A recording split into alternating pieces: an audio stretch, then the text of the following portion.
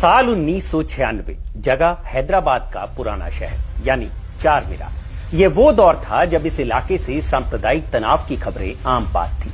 ऐसे ही एक तनावपूर्ण माहौल के दौरान पुलिसिया गोली से एक नौजवान की मौत हो जाती है। इस खबर से इलाके के लोगों में गुस्सा था। गुस्साए लोग पहुंचे इलाके के विधायक तक। लंदन से बैरिस्टर की पढ़ाई कर लौटा तेज तर्रार नौजवान विधायक, एक ऐसा विधायक जो विधानसभा में बोलता तो विरोधी उसे नजरअंदाज नहीं कर पाते थे। लोगों की अपील के बाद इस विधायक ने चंद्रबाबू नायडू की सरकार के खिलाफ मोर्चा खोल दिया। आंध्र प्रदेश सरकार और मुख्यमंत्री से मांग की कि पुलिस की गोली से मारे गए नौजवान के मामले पर विधानसभा में बहस कराई जाए। मुख्यमंत्री इस मांग पर राजी हो गए और इस बहस की तारीख तय हुई 12 दिसंबर 1996। इस तारीख को लेकर भी विवाद हो गया क्योंकि 11 दिसंबर 1996 को इस नौजवान विधायक की शादी थी। उसने इल्जाम लगाया कि जानबूझकर उसकी शादी के ठीक अगले दिन बहस की तारीख तय की गई है ताकि वो बहस में हिस्सा न ले सके। लेकिन सूबे की सरकार ने उस विधायक के जज्बे को ठीक से आंका नहीं था। लोगों को लग रहा था कि शादी के अगले दिन वो विधायक कहां ही विधानसभा पहुंच पाएगा। लेकिन ये कयास तब धरे के धरे रह गए जब शादी के ऐन बाद बहस के दिन उस विधायक ने ठीक 7 बजे पूरी तैयारी के साथ विधानसभा में कदम रखा और जोरदार भाषण दिया।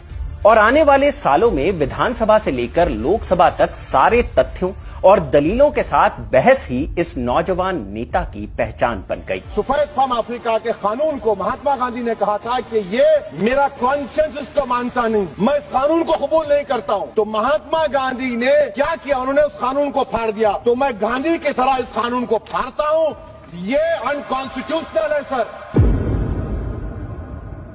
तो किस्सा के इस एपिसोड में आज कहानी ऑल इंडिया मजलिसे इत्तेहादुल मुस्लिमीन यानी AIMIM के प्रमुख और हैदराबाद से लगातार 5 बार के सांसद असदुद्दीन ओवैसी की, जिनके नेतृत्व में मजलिस सिर्फ हैदराबाद या तेलंगाना ही नहीं बल्कि महाराष्ट्र, बिहार, उत्तर प्रदेश समेत कई राज्यों में प्रभाव रखने वाली पार्टी बन गई। सुनाएंगे आपको कहानी हैदराबाद के इस लड़के की जिसकी पहली मोहब्बत राजनीति नहीं क्रिकेट थी। कैसे एक नेता का बेटा लंदन से लॉ की पढ़ाई करता है और फिर राजनीति में कदम रखता है।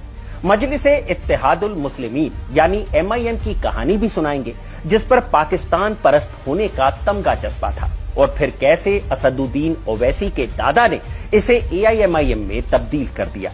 क्या है वो किस्सा जब ओवैसी के पिता सलाउद्दीन ओवैसी को अपनी वफादारी साबित करने के लिए हजारों की भीड़ के सामने कुरान हाथ में लेकर कसम खानी पड़ी।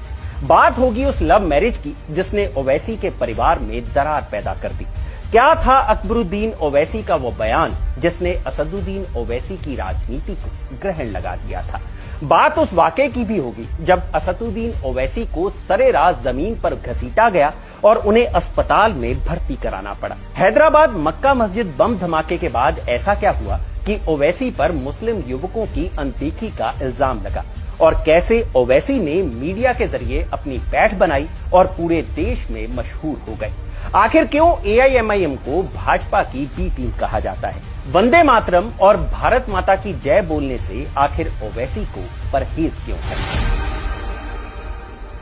नमस्कार, मैं हूं भूपेंद्र सोनी और आप देख रहे हैं खबर गांव और ये किस्सा है असदुद्दीन ओवैसी का।